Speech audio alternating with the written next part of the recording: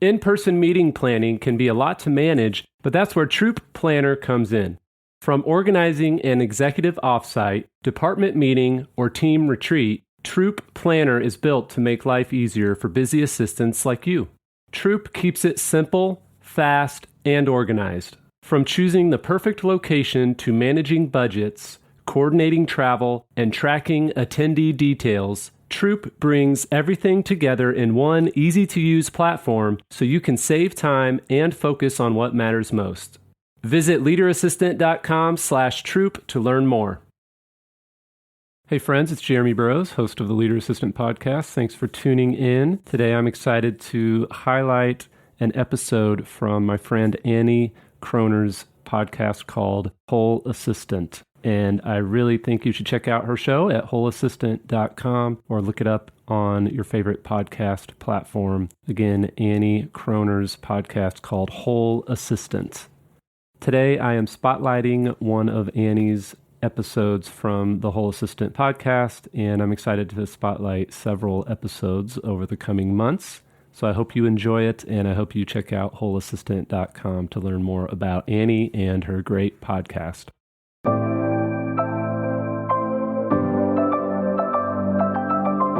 The Leader Assistant Podcast exists to encourage and challenge assistants to become confident, game-changing leader assistants.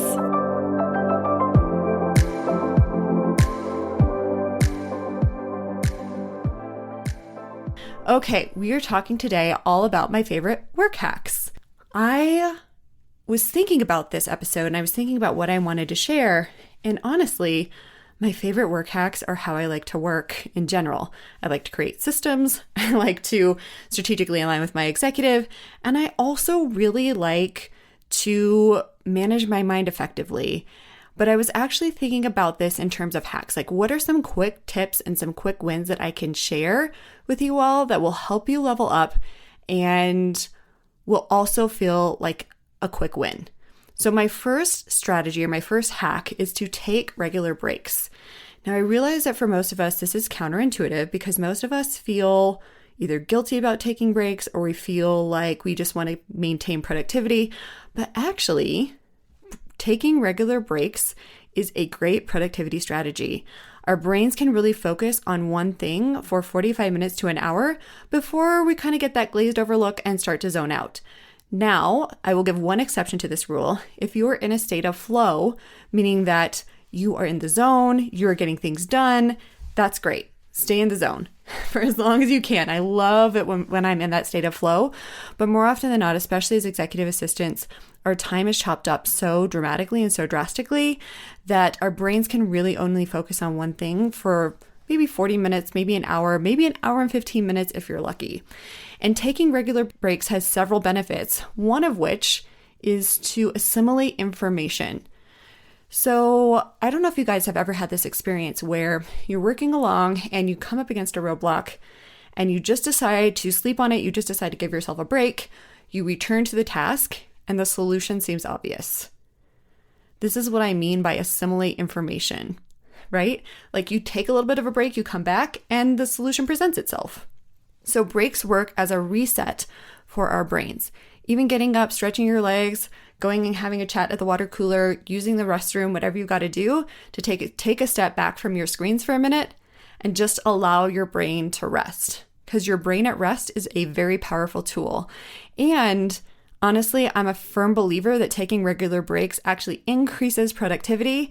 And I know that feels counterintuitive to a lot of us, but it's absolutely true because of this assimilation feature that our brain tends to do whenever we do rest. So that is my first hack for you today. The second one you've probably heard me say if you listen to this podcast for any amount of time, and that is to close out of your inbox. Now, I am not saying to close out of your inbox for hours on end. I am not saying to close out of everything for hours at a time. That's not what I'm saying. But I'm saying closing out of your inbox, closing out of Slack, stopping that stream of incoming information, even if only for 20 minutes, can be life-changing and revolutionary in terms of your productivity. And what I love about this too is it also promotes focus. And a focused brain is a less stressed brain, and a focused brain is also a not burnt out brain. We often burn ourselves out by trying to focus on all the things all at once instead of really getting crystal clear on what the priorities are, having our primary to-do list that we work from, and then kicking butt and taking numbers, focusing, going heads down on a project or on a task until it's completed, and then looking at all the things. So I would challenge you all to close out of your inbox, even if only for 20 minutes. Now, I'm not saying don't get buy-in as well. I'm not saying close out of your inbox and go cold turkey and not tell anybody. You definitely want to get the buy-in from your executive. Let him know an alternative way to reach you. I always let my executive know he could text me in the case of an emergency, and then just go ahead and email me if it can wait a half hour, 45 minutes to an hour. For me to reply. At the end of my time working as an executive assistant, I was actually able to close out of my inbox for a couple hours at a time, but that was a muscle that I built over time. And I got to tell you that closing out of my inbox for me was life-changing. So give it a shot and let me know how it goes for you. The next hack I'm going to share with you today, I already shared on our brain hack episode, and that is tell me more. So I found that oftentimes we can get really defensive when something is brought to our attention that we either didn't know about or we made a mistake, or our executive wants something one way and we thought they wanted it another way. And instead of getting defensive, I love the idea of asking the question or prompting the person to tell me more. Tell me more keeps me in curiosity.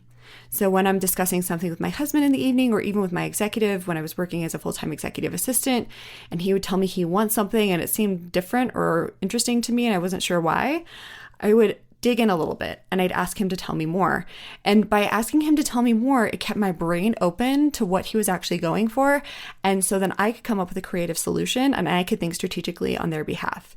So just consider tell me more as a strategy to keep you out of defensiveness, keep you in a place of curiosity, and also to keep you in a place where you can assimilate the information and get all the data that you need in order to make an informed decision and in order to perform the task accordingly and to perform it well. The fourth thing that I want to share with you guys today, or my fourth hack for today, is to tidy up my space before I wrap up for the day. And this one I adopted maybe only a couple years into my work as an executive assistant, because I found that when my desk was not tidy, it was really hard for me to function at a higher level, especially first thing in the morning, especially as I'm sitting down to my desk. To have it ordered and have everything orderly made it so much easier for me to kick butt and take numbers all day long. And I honestly had my to-do list ready. Also, that's another way that I would close out my day. I prepare my list for the next day in Trello. So I'd go in and I'd close out the day in Trello. I'd wrap up any final things that I needed to do for that day. And then I pull my items for the next day onto the board and I plan out my day in advance. Now, it didn't always work out that way. I wasn't always able to execute all those things because, as you all know, things come up throughout our day that need attention. Other priorities will take precedence. But what I love is actually having a plan for my day and showing up for my day with a plan. Having organized desk and a plan for my day is a great strategy for ensuring that I'm showing up intentionally. And then also I just have a sense of preparedness for my day. Now, not to say there again that things won't shift. That's the other thing I love about Trello is that you can move things around super easily on your master to-do list. And I love doing that. I'm a big fan of that. But it's also a really great strategy for feeling on top of things and for feeling like you're setting yourself up for success for the next day. So clean off that desk, make sure everything is tidy. Even if you have lots of stacks, make sure you know where they are and you know what's in each stack, and just try to make it pleasing to your eye. I also really, really like beautiful office supplies. If you come to my office ever at my house, I've got these beautiful file folders that have little gold shiny things in them. It's so pretty. I've got beautiful pen holder on my desk and a beautiful wire rack. It's just all pretty things because I don't want to work an entire day surrounded by functional things, but not necessarily pleasing to my eye or calming to me.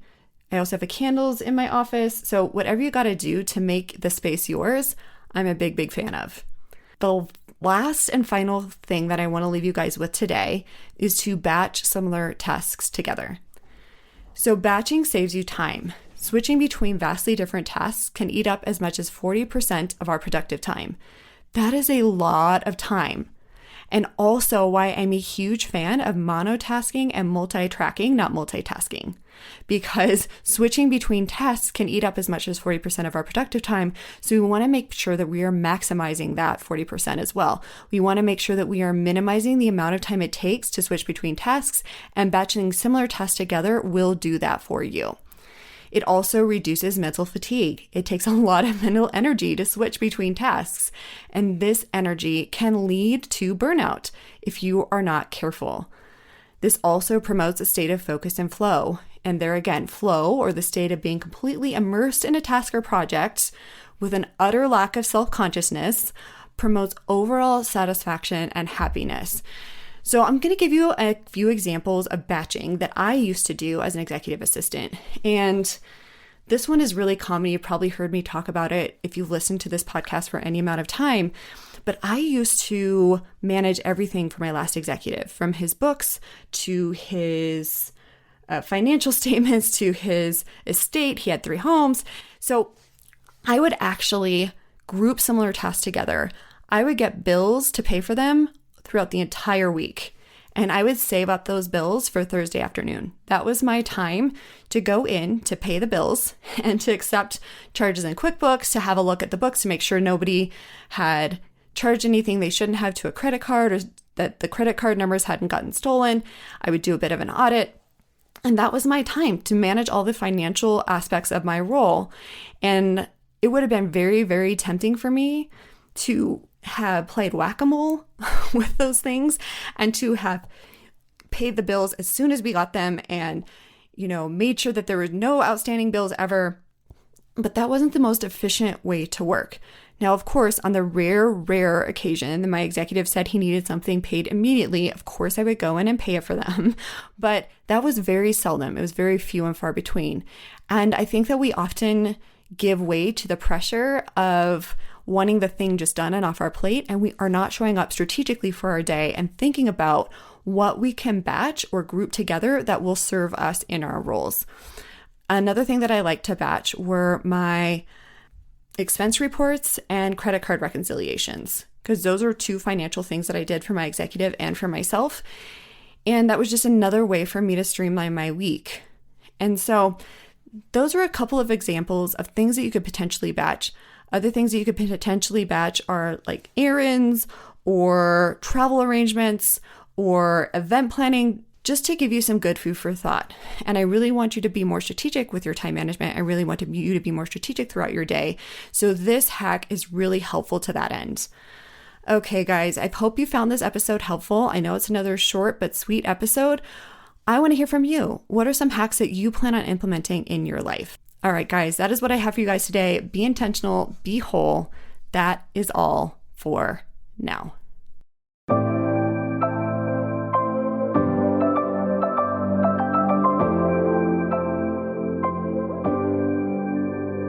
Please review on Apple Podcasts.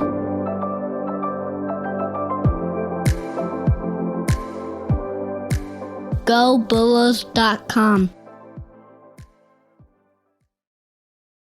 Hey friends, my best-selling book, The Leader Assistant, has a companion study and discussion guide to go along with it. It's called The Leader Assistant Workbook. Now, you can buy the Kindle ebook version of the Leader Assistant Workbook on Amazon, or you can go to leaderassistantbook.com and get a printable PDF version of the workbook. This version has all the space and margin in between the questions that you can write your own answers and take notes with. So it's a great way to print it out and keep track of your discussion and study guide notes. Again, go to leaderassistantbook.com and click on Workbook to check out the Leader Assistant Workbook.